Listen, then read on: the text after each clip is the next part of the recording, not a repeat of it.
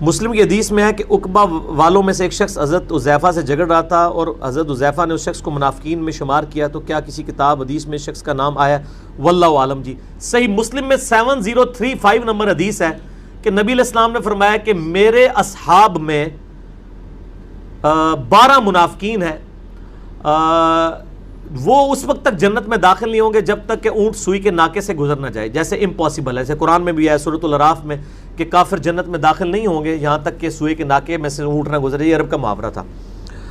تو وہ منافقین کے نام حذیفہ ابن یمان کو نبی علیہ السلام نے بتایا۔ مسئلہ 96 ہے میرا، عظمت صحابہ، رد المنافقین اور سنی شیعہ کے اختلاف کا تحقیقی جائزہ۔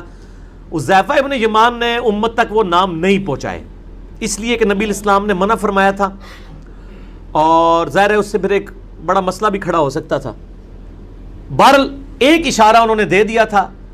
حضرت علی کی خلافت اسٹیبلش ہونے سے 40 دن پہلے وہ فوت ہوئے، انہوں نے مرتے وقت اپنے بیٹے کو نصیحت کی تھی کہ میرے بعد جب تم اختلاف دیکھو، ان کے بیٹے کا نام تھا محمد بن حذیفہ، تو تم نے ہر مسئلے میں حضرت علی کے ساتھ رہنا ہے۔ تو اگلی گل تسی آپ سمجھ جاؤ، ٹھیک ہے جی۔ باقی میرا واقعہ کربلا والا پڑھنا۔ عمار بن یاسر نے جن 12 منافقین کا ذکر کیا ان کے بارے میں فرمایا کہ ان کی موت ایک پھوڑے کی وجہ سے ہوگی۔ کیا تاریخ اسلام میں ان اشخاص کا ذکر ملتا ہے جو اس بیماری او توڑا پلا ہو جائے؟ ایک کیڑا ڈاڈا بندہ ہو جنہیں سوال لکھا ہے، ٹھیک ہے جی۔ ہاں جی، اس میں کئی ایسے ہیں جو اسی پھوڑے سے مرے ہوئے ہیں، لیکن اس طرح ہم ڈیفینیٹلی فیصلہ نہیں کر سکتے، اس لیے کہ نبی علیہ السلام نے خوارج کی نشانی بیان کی ہے کہ وہ ٹینڈ کروائیں گے، گنج۔ اب اس کا یہ مطلب نہیں کہ جو بھی گنج کروائے، یعنی سر کے بال ریموو کروائے، وہ خارجی ہوگا، کیونکہ مولا علی علیہ السلام خود بھی گنج کرواتے تھے۔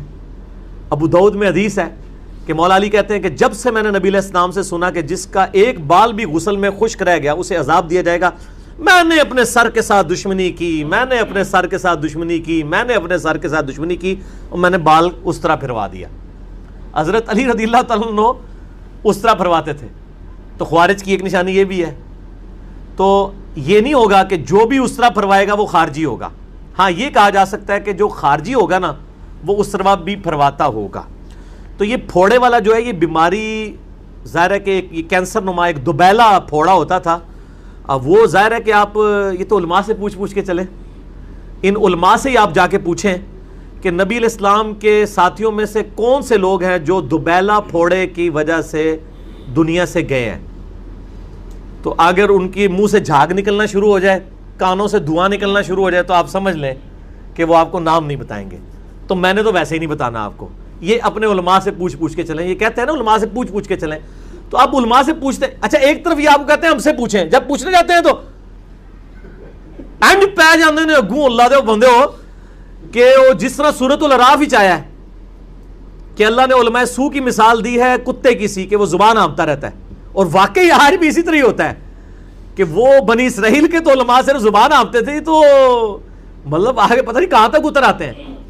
تو چلے ہم اس نے ظن رکھتے ہیں، آپ جن کو علماء حق سمجھتے ہیں ان کے پاس جائیں گے، جی آپ نے یہ جو پھوڑے کا نام ہے دوبیلا، حدیث نمبر ہے صحیح مسلم میں 7035 انٹرنیشنل نمبر کے مطابق، مسئلہ نمبر 96 میں موجود ہے، وہ آپ دیکھ لیں اور آپ اپنے علماء سے پوچھ کے چلیں کہ یہ کون ہے، ٹھیک ہے جی۔